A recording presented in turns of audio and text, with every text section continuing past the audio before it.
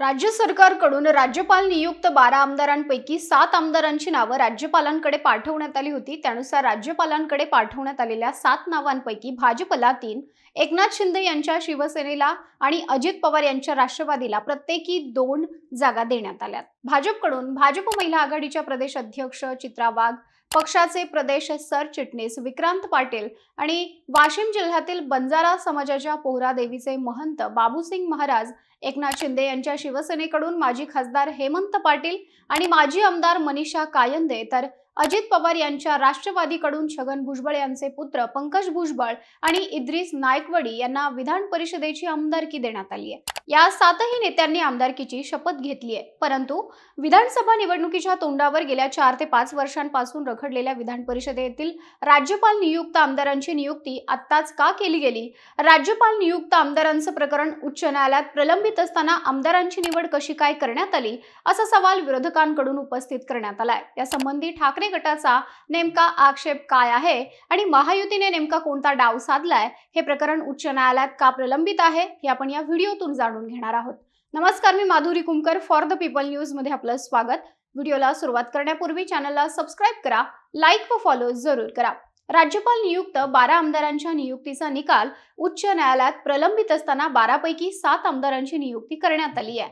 पण या निर्णयावरती ठाकरे गटाकडून आक्षेप घेण्यात आलाय। याबाबत निकाल राखून ठेवताना नियुक्त्यांना कोणतीही स्थगिती नव्हती, आम्ही तसं कोणतंही आश्वासन दिलेलं नव्हतं, असं स्पष्टीकरण राज्य सरकारतर्फे महाधिवक्ता डॉक्टर बिरेंद्र सराफ यांनी दिलंय। राज्यपाल नियुक्त आमदारांच्या मुद्द्यावर हायकोर्टात तातडीची सुनावणी घेण्यात आली होती। याचिकाकर्त्यांकडून याचिका कोर्टापुढे सादर करण्यात आली।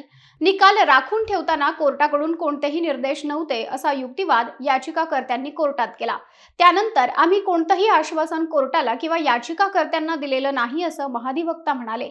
या नियुक्त्या जुन्या यादीनुसार आहेत की नवी नावं आहेत, असा सवाल हायकोर्टाच्या वतीनं करण्यात आला आणि त्यावर महाधिवक्त्यांनी 7 नवी नावं आहे अशी माहिती दिली। आणि त्यानंतर आता चित्रा वाघ, विक्रांत पाटील, महंत बाबूसिंग महाराज, हेमंत पाटील, मनीषा कायंदे, पंकज भुजबळ आणि इद्रिस नायकवडी या 7 नेत्यांना राज्यपाल कोट्यातून विधान परिषदेवर घेण्यात आलंय।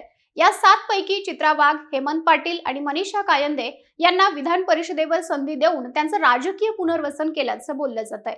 चित्रा वाघ यांनी 2019 मध्ये राष्ट्रवादी सोडून भाजपात प्रवेश केला। त्यांच्याकडे कोणतीही जबाबदारी नव्हती। सध्या त्या भाजप महिला मोर्चाच्या प्रदेशाध्यक्ष आहेत आणि त्यानंतर आता त्यांना विधान परिषदेवर संधी देण्यात आली आहे। यासह भाजपने पक्ष संघटनेतील बाबूसिंग महाराज राठोड यांना विधान परिषदेवर पाठवून बंजारा समाजाला संधी दिल्याचा संदेश दिलाय। तर एकनाथ शिंदे यांच्या शिवसेनेकडून मनीषा कायंदे यांना संधी देण्यात आली आहे। कायंदे या दुसऱ्यांदा विधान परिषदेवर जात आहेत। यासह हिंगोलीचे माजी खासदार हेमंत पाटील यांना संधी देऊन त्यांचंही एक प्रकारे पुनर्वसन करण्यात आलंय। लोकसभेला त्यांना उमेदवारी नाकारण्यात आली होती, त्यामुळे ते नाराज होते, पण आता त्यांना राज्यपाल कोट्यातून विधान परिषदेवर घेण्यात आलंय। तर अजित पवार यांच्या राष्ट्रवादीकडून निकटवर्ती यांना संधी दिल्याचं पाहायला मिळतंय। मंत्री छगन भुजबळ यांचे पुत्र पंकज भुजबळ यांना संधी देण्यात आली आहे। पंकज भुजबळ हे नांदगाव विधानसभा मतदारसंघाचे माजी आमदार आहेत। 2019 मध्ये त्यांना शिवसेना उमेदवार सुहास कांदे यांच्याकडून पराभव स्वीकारावा लागला होता। त्यांनाही राज्यपाल कोट्यातून विधान परिषदेवर संधी मिळाली आहे। यासह सांगली, मिरज, कुपवाडचे माजी महापौर इद्रिस नायकवडी यांना संधी देत मुस्लिम मतदार देखील आपल्या सोबत जोडण्याच्या दृष्टीनं अजित पवार गटानं त्यांना संधी दिल्याचं बोललं जात आहे। आता विधानसभा निवडणुकीच्या तोंडावर तातडीनं घेतलेला हा निर्णय पाहता याला ठाकरे गटाचा मात्र आक्षेप आहे। विधान परिषदेतील राज्यपाल नियुक्त 12 आमदारांचं प्रकरण 4 ते 5 वर्षांपासून प्रलंबित होतं। राज्यात उद्धव ठाकरे यांच्या नेतृत्वाखाली महाविकास आघाडीचं सरकार असताना 12 नावं तत्कालीन राज्यपाल भगतसिंह कोश्यारी यांच्याकडे पाठवण्यात आली होती, मात्र त्यांनी त्या यादीला मंजुरी देणं टाळलं होतं। त्यानंतर महाविकास आघाडीचं सरकार पडलं, त्यामुळे या प्रश्नावर महाविकास आघाडीच्या वतीनं ठाकरेंची शिवसेना न्यायालयात गेली। हे प्रकरण अद्यापही न्यायालयामध्ये आहे।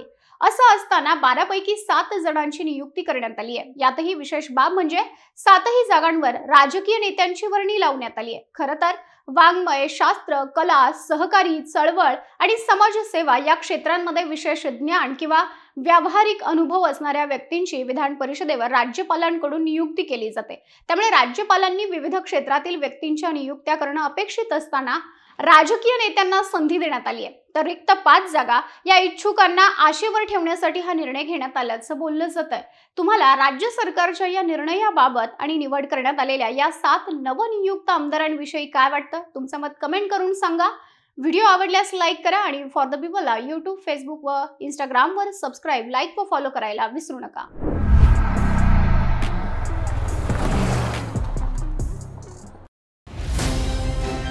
भारत दुनिया का सबसे बड़ा लोकतंत्र और एनएलसी भारत देश का सबसे बड़ा गैर राजनीतिक मंच. शक्तिशाली लोकतंत्र के लिए राहुल कराट का सार्थक कदम.